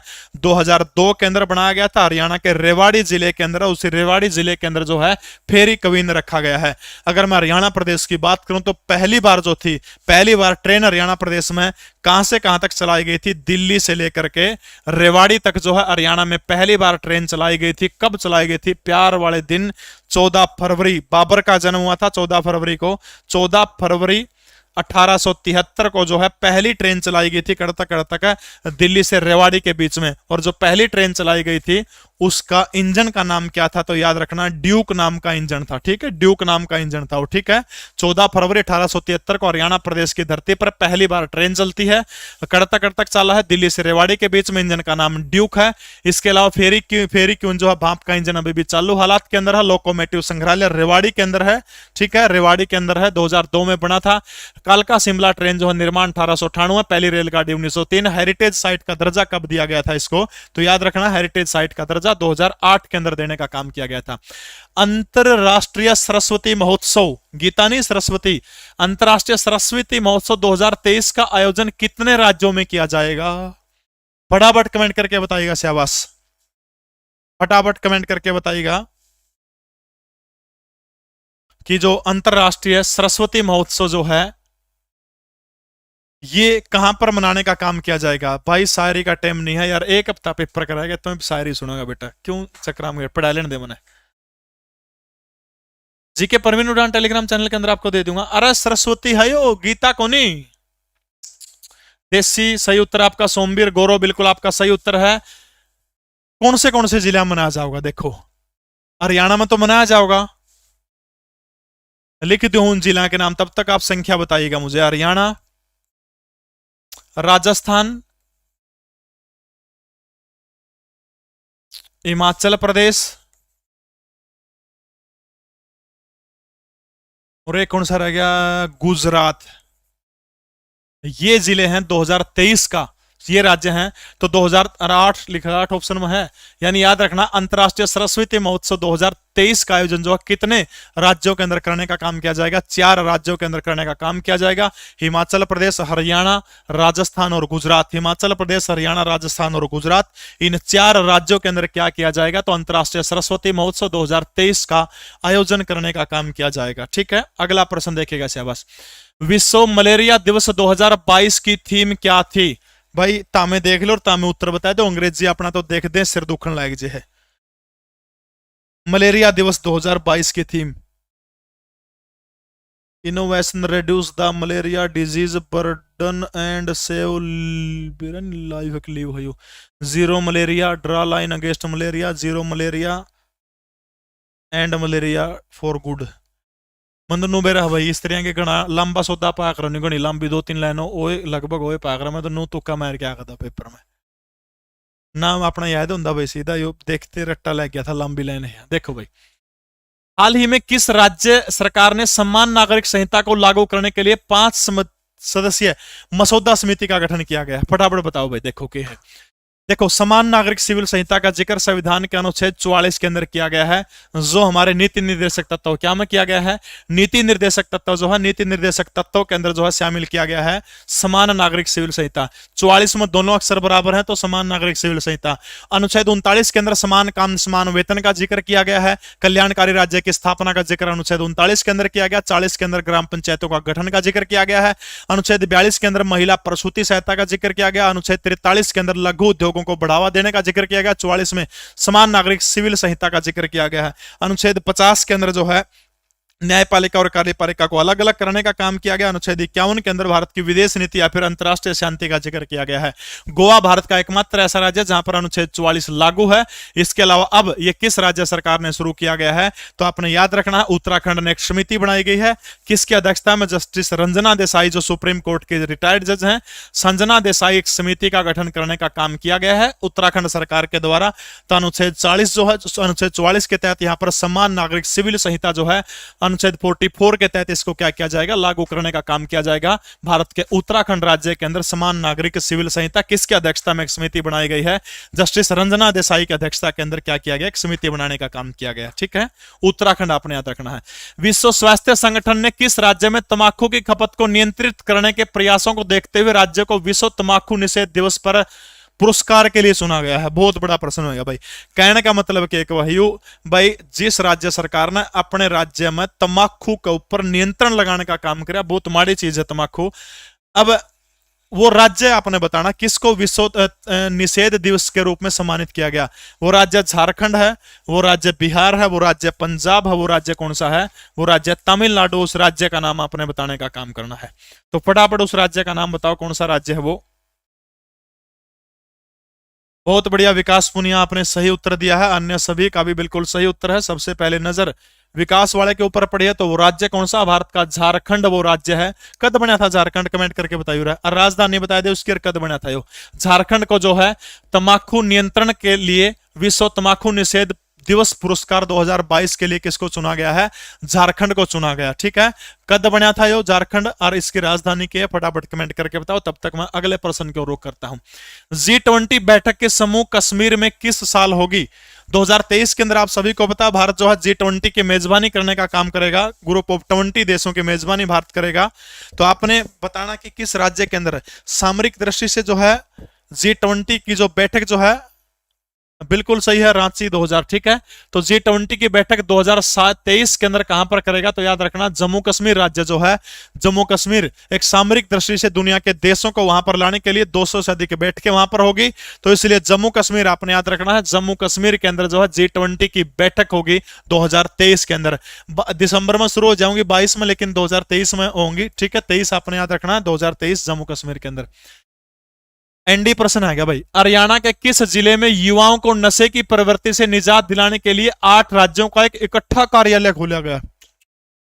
बहुत बड़ा काम हो गया भाई। यानी नशे जो युवा कर रहे हैं उनको निजात दिलाने खातर हरियाणा का एक जिला में 8 राज्यों का एक सामूहिक कार्यालय खोला गया है। और वो राज्य आपने बताना है कि कौन, वो जिला आपने बताना है कौन सा राज्य में नशों से निजात दिलाने का काम किया गया है। बताओ शाबाश, वो जिला पंचकुला है, वो जिला रोहतक है, वो जिला हिसार है, या फिर वो जिला गुड़गांव है। साहिल का उत्तर बिल्कुल ठीक आ रहा है, अशोक का उत्तर भी बिल्कुल ठीक है। तो हरियाणा के पंचकुला जिला जो है, पंचकुला जिले के अंदर जो है युवाओं को नशे से छुड़ाने के लिए जो है 8 राज्यों का संयुक्त कार्यालय हरियाणा के कौन से जिले के अंदर खोला जाएगा? गुड़गांव नहीं है, पंचकुला जिले के अंदर जो है 8 राज्यों का इकट्ठा कार्यालय खोलने का काम किया जाएगा। ठीक है। निम्नलिखित में से कौन सी हरियाणा सरकार के सामाजिक न्याय अधिकारिता विभाग के अधीन एक योजना नहीं है? यानी जो हरियाणा सरकार का सामाजिक न्याय अधिकारिता विभाग है, नो पूछ रहे क्या कि इसमें से कौन सी योजना इस डिपार्टमेंट की नहीं है? शराबबंदी और मादक पदार्थों के लिए रोकथाम की योजना, अल्पसंख्यक समुदाय से छात्रों के लिए प्री मैट्रिक छात्रवृत्ति योजना, राजीव गांधी बीमा परिवार योजना। सामाजिक न्याय में सारा सौदा आ गया, तीनों आगे, एक बच गया भाई 24 घंटे शिक्षा का मार्गदर्शन, या जो है शिक्षा विभाग के अंडर आने वाली योजना है। ऑप्शन डी, मीता पानू ने सबसे पहले उत्तर दिया है। निम्नलिखित में से कौन सा एयरपोर्ट अक्षय ऊर्जा से जरूरत पूरी करने वाला देश का पहला हवाई अड्डा बन गया है? यानी जो हाइड्रोल इससे अक्षय ऊर्जा, सौर ऊर्जा से जो है बिजली पैदा करके चलने वाला भारत का पहला हवाई अड्डा कौन सा बन गया? फटाफट बताओ शाबाश। नेट जीरो कार्बन उत्सर्जन, नेट जीरो कार्बन उत्सर्जन, नेट जीरो कार्बन उत्सर्जन का जो है हरियाणा भारत ने कब तक किया जाएगा? तो 2030 तक जो है नेट जीरो कार्बन उत्सर्जन इस देश के अंदर किया जाएगा। तो इंदिरा गांधी अंतरराष्ट्रीय हवाई अड्डा आपने याद रखना है, इंदिरा गांधी अंतरराष्ट्रीय हवाई अड्डा अक्षय ऊर्जा से जरूरतें पूरी करने वाला भारत का पहला हवाई अड्डा बन गया है। मुझे एक बात याद आती है, इंदिरा गांधी जब भारत की प्रधानमंत्री हुआ करती थी तो अक्सर वो अच्छे कपड़े पहनती थी, मतलब श्रृंगार तो आप नहीं कह सकते, मेकअप आप कह सकते हैं, अच्छे वाला मेकअप पहन के वो जाया करती थी। एक बार एक मंत्रिमंडल की बैठक हो रही थी और मंत्रिमंडल के, जब डॉक्टर कुमकुम की किताब में मैंने एक किस्सा पढ़ा था, जब मंत्रिमंडल की बैठक हो रही थी तो एक मंत्री, मैं नाम नहीं बताऊंगा उस मंत्री का, इंदिरा गांधी ने सिर्फ इसलिए उसको बैठक से बाहर निकाल दिया कि उस दिन इंदिरा गांधी सुंदर लग रही थी और उस मंत्री ने इंदिरा गांधी की तारीफ नहीं की। यानी इंदिरा गांधी अक्सर नाराज हो जाया करती थी जब कोई उनकी तारीफ नहीं करता था। इन छोरियां का दिमाग उरा है और आदियां तगड़ियां का।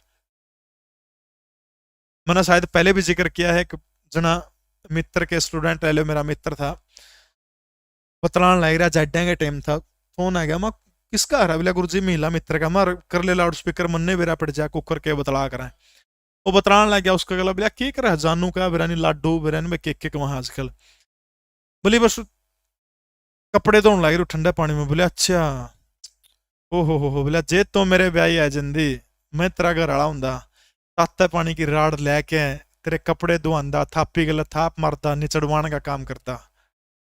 बोली ये तो सही को अकले को बोले, इसने तो इसका पल्ला लै रखी हूं, मन ने सारा काम करना पड़ा है। सहानुभूति दे दी, बोले देख आप मेरा कितना ख्याल रखते हो। मैं ठीक भटका हो ऐसा चला ठीक साल भर पाछे, मतलब बड़ी ही जून अगस्त अगस्त में ब्याह हो गया उसका, और दिसंबर में मेरा उनका घर जाने का सूत बैठ गया।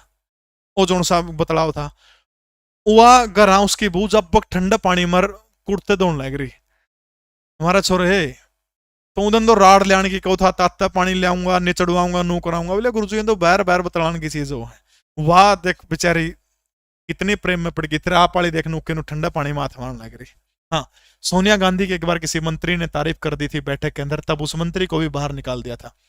वक्त की विडंबना देखिए, इंदिरा गांधी गेंदे के फूलों से नफरत करती थी। कोई भी व्यक्ति उनको गेंदे के फूल भेंट करता तो नफरत करती थी, वो सिक्योरिटी गार्डों के ऊपर टूट के पड़ती थी कि मुझे गेंदे के फूल नहीं दीजिए। लेकिन 31 अक्टूबर सन 84 को जब इंदिरा गांधी की मृत्यु होती है, जब उनके पार्थिव शरीर को शमशान घाट में ले जाया जाता, तो सबसे ज्यादा उनके ऊपर गेंदे के फूल ही थे। एक पत्रकार चाहती थी कि मैं हटाना चाहती थी क्योंकि इंदिरा गांधी सबसे ज्यादा गेंदे के फूलों से नफरत करती थी, लेकिन क्या किया जाए, कोई इलाज नहीं है। इंदिरा गांधी अंतरराष्ट्रीय हवाई अड्डा बताने को तो बहुत जी करता है, इंदिरा गांधी के बारे में बहुत सारी किताबें पढ़ रखी, फिर कभी बताऊंगा। किस केंद्रीय मंत्री ने 13 मई 2022 को पटवाई के अंदर देश के पहले अमृत सरोवर का उद्घाटन करने का काम किया है?